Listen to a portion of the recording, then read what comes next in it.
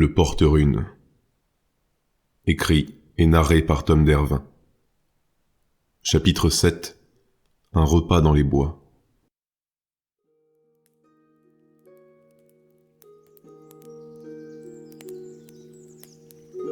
Lorsqu'elle ouvrit les yeux, Philippin fut ébloui par les rayons ardents de l'astre solaire. Déjà haut dans le ciel, il venait de commencer sa descente vers l'autre côté de l'horizon. Un frisson parcourut l'échine de la belle éveillée. Elle avait toujours froid, même si la couverture sous laquelle elle s'était réfugiée chauffait doucement sous la lumière dorée. Une fois sa vue revenue, la créature observa les environs. Elle était toujours adossée contre l'un des rochers au milieu desquels elle s'était abritée. À ses pieds brûlait un modeste feu, encerclé par une muraille de galets. Certaines pierres étaient encore mouillées. Près des flammes, le sac du voyageur reposait sur le sol, juché contre le rocher d'en face. Puis, Philippin entendit les bruits de la faune provenant des bois qui s'étendaient partout autour d'elle. Les chants de nombreux oiseaux s'entremêlaient au-dessus, dans la canopée. Alors qu'elle levait la tête pour repérer le cœur dissimulé dans les frondaisons, la créature vit dans les airs des dizaines et des dizaines de feuilles orangées virevoltant au gré du vent, entre les tilleuls et les chênes qui ressortaient de terre ici et là. Elles atterrissaient délicatement sur le sol, se mêlant à l'immense tapis de feuillage qui recouvrait le parterre du bois. La pluie forestière s'abattait également sur le cours d'eau qui coulait tranquillement à quelques mètres de Philippin. Lorsqu'elle touchait la surface, les feuilles glissaient sur le ruisseau, emportées par le faible courant. Alors qu'elle se mouvait au gré de sa volonté, certaines d'entre elles passaient entre les quatre pattes de l'étalon du rôdeur, immergées jusqu'au jarret dans la petite rivière glacée. La bête étanchait sa soif. La plaie sur sa croupe ne semblait plus la faire souffrir. Philippin quitta son abri, toujours emmitouflé dans la couverture. Elle cherchait le rôdeur du regard, en vain. Elle arriva près du ruisseau, où elle mit un genou à terre, sur les galets blancs qui constituaient la berge comme le lit de la petite rivière. Les formes des pierres rondes et pâles vacillaient à travers l'eau claire. Y plongeant ses mains, elle noya sa faim durant une bonne minute avant de revenir à la hâte réchauffer ses doigts près des flammes. Le grand cheval noir, quant à lui, sortit de l'eau peu après. Philippin l'observait. La crinière en bataille, le poil hirsute, une certaine majesté se dégageait de son allure sauvage, presque hostile. L'instinct de Philippin lui dictait de ne pas s'en approcher sans la présence de son maître.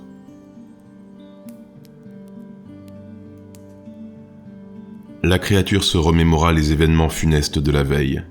Le chaos et la rapidité avec laquelle ils avaient eu lieu lui laissaient une étrange sensation, comme celle laissée parfois par un cauchemar complexe dont les lambeaux de souvenirs nous harcèlent subrepticement au matin. Plongé dans ses songes, Philippin n'entendit pas les sons qui approchaient. Elle sursauta lorsqu'elle fut surprise par quelque chose atterrissant près d'elle dans un bruit sourd. La carcasse d'un lièvre brun, le cou brisé, était étendue là, près des flammes. Le voyageur arrivait à son tour. Il avait détaché ses cheveux et portait toujours son arquebuse qui lui barrait le dos.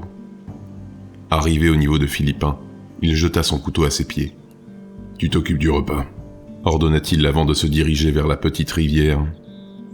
La créature l'observa quelques secondes, puis attrapa le coutelas avant de dépecer la pauvre bête qui gisait à ses pieds. Pendant ce temps, l'étranger retira ses vêtements sur les rives du cours d'eau. Nu comme un ver, il entra dans le ruisseau gelé sans tressaillir. D'ici, Philippin observait son dos, maculé de sang séché qui se diffusait dans la rivière. À travers les plaies, il distinguait les étranges symboles gravés dans sa chair qui couraient le long de sa colonne vertébrale. Les formes étranges s'entremêlaient les unes aux autres. Les stigmates firent frémir la créature. Leur application avait dû être un véritable supplice. Soudain, l'éclat brillant d'un bijou attira son regard. Un pendentif reposait sur les vêtements du vagabond. Le médaillon ne semblait pas particulièrement précieux, mais le voyageur l'avait posé là avec soin pour ne pas l'abîmer. Avant de faire remarquer sa curiosité au voyageur, Philippin reprit sa tâche. Il soulagea le gibier de sa fourrure avant de les vider. Pendant ce temps, le chasseur s'essuya à l'aide de sa couverture, qu'il mit ensuite à sécher sur la pierre qui chauffait sous le soleil. Avant de se rhabiller, il jeta à Philippin un petit sac en toile attaché à la selle de sa monture. Il contenait de nombreux champignons. Après avoir nettoyé la carcasse, la créature s'empara du contenu du sac et fourra le lièvre à l'aide des ceps d'épins, avant de mettre le tout à cuire. Tandis que la viande grillait, relâchant de petites gouttes de graisse qui crépitaient alors qu'elle tombait dans les flammes, le rôdeur vint s'installer de l'autre côté du feu. Son arquebuse sur les genoux, il entreprit de nettoyer son arme à l'aide d'un chiffon récupéré dans son pactage. Alors qu'il fourbissait consciencieusement le fusil, l'étranger prit la parole. « Alors, tu as décidé à me dire la vérité ce matin ? Que faisais-tu finalement chez le vicomte ? Et qu'es-tu réellement, Philippin ?» L'intéressée releva les yeux, craintive. Le rôdeur ne la regardait pas. « Je ne sais point vraiment par où commencer. De nombreux mots existent pour qualifier mon espèce. Doppelganger, changelin, change-forme. Démon, pour ceux qui manquent de connaissances ou d'imagination. » Philippin parlait doucement. Elle avait peur des réactions du vagabond. Il avait déjà prouvé qu'il pouvait être aussi impulsif que violent. Mais l'homme demeurait impassible, toujours occupé à astiquer l'acier de son arme. « C'est ce que je pensais. Mais jusqu'à aujourd'hui, j'étais persuadé que ton espèce avait soit disparu, soit qu'il s'agissait d'une vieille légende.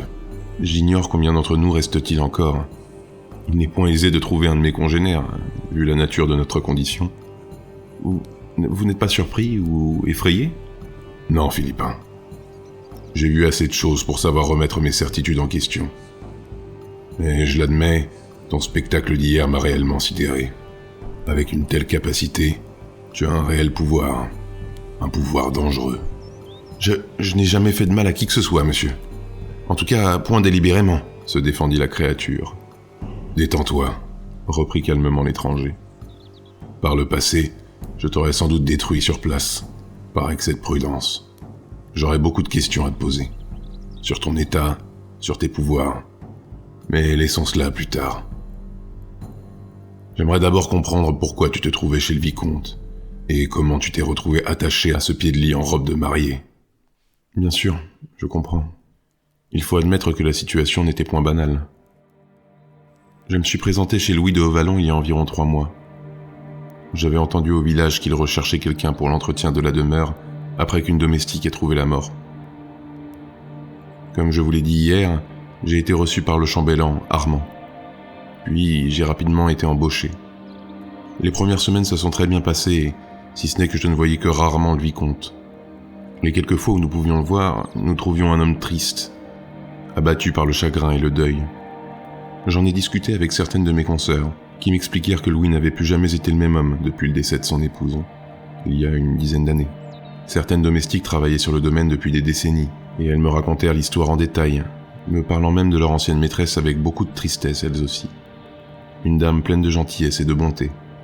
Le rôdeur avait arrêté de nettoyer son arquebuse, et écoutait Philippin avec attention. Un jour, j'ai eu pour gage de débarrasser le grenier du vicomte de certaines affaires qui encombraient les lieux depuis des années. Pour m'aider, je fus épaulé par une de mes homologues et une amie aussi, Agna. Je l'ai également rencontrée, coupa le rôdeur. Vraiment ? Comment va-t-elle ? Demanda Philippin avec espoir. Elle va bien. Elle a trouvé un nouveau travail de femme de chambre dans une auberge routière. Elle est en bonne santé. C'est elle qui m'a parlé de ce qui se passait sur le domaine de Haut-Vallon. Vous m'en voyez ravi. Elle m'a sauvé la vie, elle aussi, d'une certaine manière, lâcha la créature avant de constater le regard insistant du chasseur. Oui, je reprends. La voix de Philippin s'assombrit à nouveau. Donc, comme je vous le disais, nous nous employions, Agna et moi, à débarrasser le grenier du vicomte, lorsque je tombais malgré moi sur une vieille peinture remise sous les combles depuis longtemps. On pouvait y contempler le vicomte et son épouse.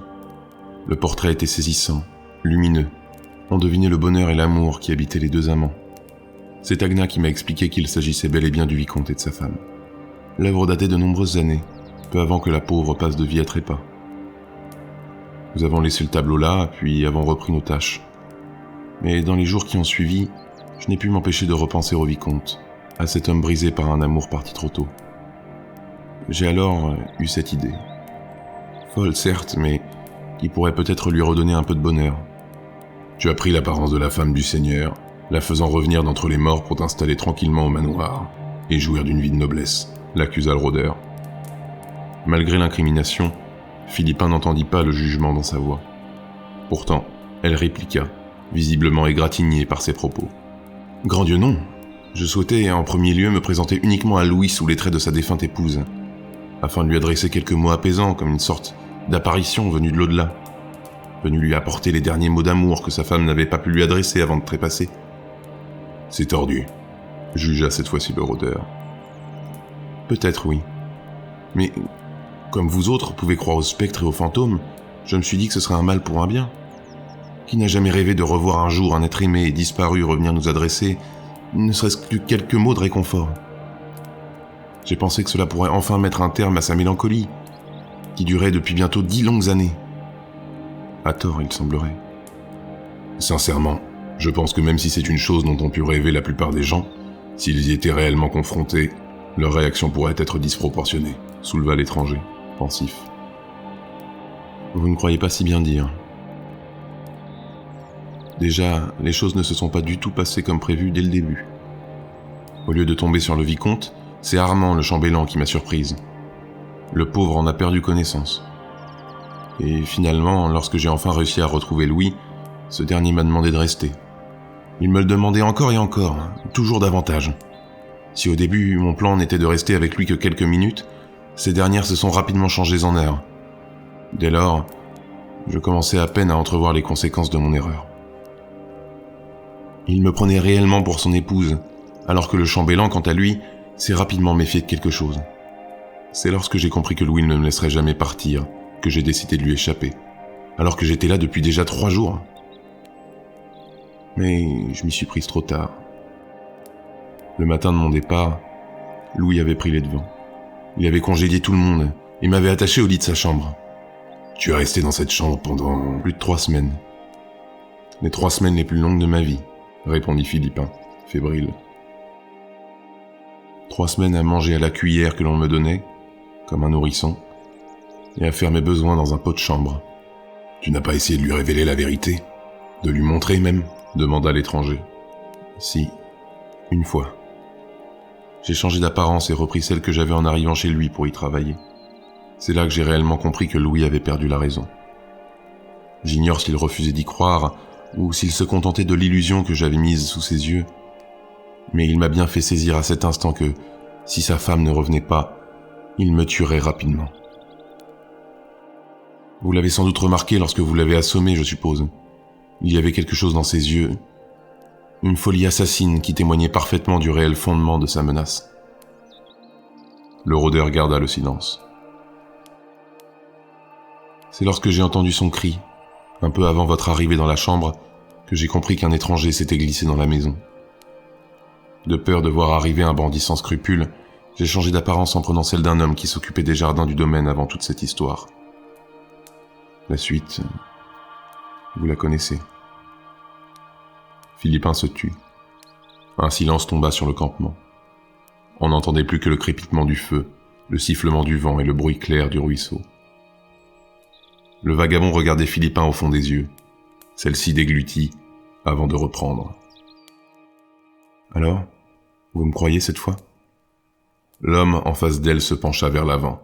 La créature fit un bref mouvement de recul avant de remarquer qu'il dirigeait désormais son attention sur le repas. « C'est cuit », lâcha-t-il en attrapant le lièvre rôti.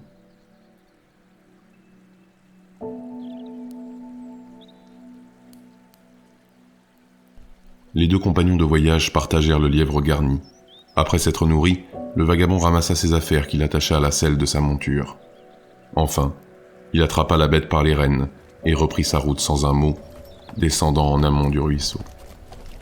Philippin, quant à elle, lui emboîta le pas. Elle marchait quelques mètres derrière lui. Si sa présence l'effrayait, elle savait que d'autres dangers guettaient sans doute sous le couvert des bois sauvages. Pour un temps au moins, elle devrait partager sa route avec l'inconnu. Alors, tous 2 disparurent sous les frondaisons, vers un avenir incertain.